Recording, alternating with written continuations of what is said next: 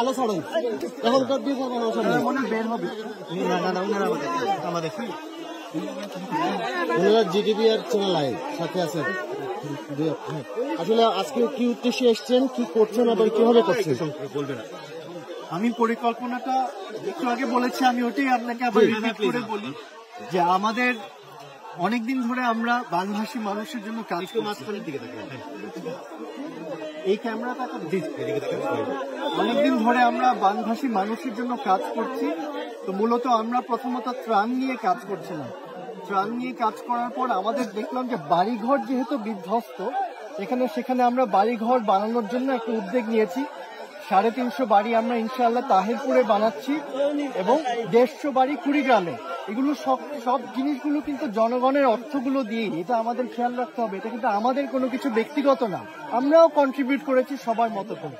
আজকের যে মূল পরিকল্পনাটা, আপনারা জানেন যে বাংলাদেশের মানুষ বা এই অঞ্চলের মানুষ, তাদের পকেটের অর্থ থাক না থাক, অন্তত ঈদটা তারা একটু সুন্দর করে পালন করার চেষ্টা করে। হয়তো অনেক গরিব মানুষ কিন্তু টাকা জমিয়ে একটা কোরবানি যদি তার উপর ওয়াজিব হয়, সে কিন্তু সেটা পালন করার একটা চেষ্টা করে। কিন্তু এবার অনেকের বাড়িঘর বিধ্বস্ত হয়ে যাওয়ার কারণে অনেকে সেটা পারবে না। তো সেই ক্ষেত্রে ওনাদের জন্য আমরা মানুষের অর্থগুলো সকল কিছু জোগাড় করে 100 গরু ক্রয় করে এখানে আমরা কোরবানি দিতে চাই। এবং ইনশাআল্লাহ যদি সে 100 গরু থেকে আমরা 8-10 হাজার কেজি মাংস পাই, সে 8-10 হাজার কেজি মাংস আমরা 8-10 হাজার পরিবারকে 1 কেজি করে, মাত্র 1 কেজি করে, সেই দিনে শুধুমাত্র একটু মাংসটা ছোঁয়ার জন্য, যে উনি ওই দিনটা অন্তত মাংসটা খেতে পারবেন, অতটুকুর জন্যই আমরা এখানে এসেছি। এখন আমরা গরুগুলো কিনছি। আমার যেহেতু অভিজ্ঞতা একটু কম, আমার বয়স যেহেতু এখনো আমার বাবার মতন তো নিশ্চয়ই না, আমার আব্বা চট্টগ্রাম থেকে এসেছে, আমাকে এখানে সাজেশন দিচ্ছে, পরামর্শ দিচ্ছে যে কোন গরুগুলো কিনলে ভালো হবে। 100 গরুর মধ্যে এখন পর্যন্ত আমরা 7টা কিনতে পেরেছি। এখন আমরা আর বাকিগুলো ইনশাআল্লাহ কিনবো, এটাই আমাদের মূল পরিকল্পনা। ডিস্ট্রিবিউশন করবেন কিভাবে? এটা ডিস্ট্রিবিউশনের জন্য যেহেতু আমরা ত্রাণ দিতে গিয়ে যে জিনিসটা আমরা লক্ষ্য করেছি, আপনি যদি হঠাৎ করে কোন একটা এলাকায় যান, সংশ্লিষ্ট ব্যক্তিদের কোনো মতামত ছাড়া, সংশ্লিষ্ট ব্যক্তি যে কোনো কেউ হতে পারে, জনপ্রতিনিধি হতে পারে, একজন এলাকার গণ্যমান্য মাস্টার হতে পারে, একজন ইমাম সাহেব হতে পারে, সেখানকার পুলিশের কেউ হতে পারে। তখন হয় কি, আপনি তো ওই এলাকার সবাইকে চিনেন না, একই পরিবারের 3-4 জন এসে কিন্তু মাঝে মাঝে নিয়ে যায়। এইবার আমরা সংশ্লিষ্ট সকলকে যুক্ত করে এলাকার গণ্যমান্য ব্যক্তিত্ব, স্বেচ্ছাসেবী, টিআরও সাহেব, এসপি সাহেব, ওসি সাহেব, স্বেচ্ছাসেবী সকলদের মতামত গ্রহণ করে আমরা একটা তালিকা তৈরি করেছি যাতে বিশৃঙ্খলা না হয়। সেই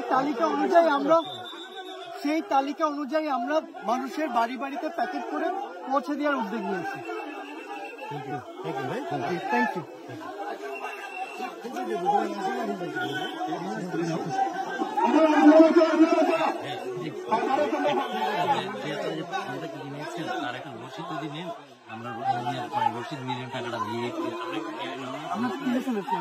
টাকা জমা দিয়েছিলেন,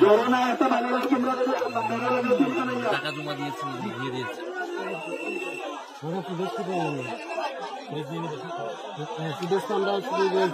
বাজারে কথাটা তো বলা কিনবে ভাই, আরো তো কেনার বাকি রয়েছে।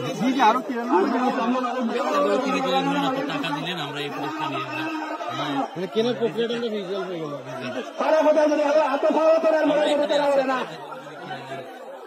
গরু একটা কেনা হয়ে গেছে অলরেডি। গরু কেনার টাকাটা হ্যান্ড ওভার করতে নাকি সুমন ভাই, দেখুন তো আমরা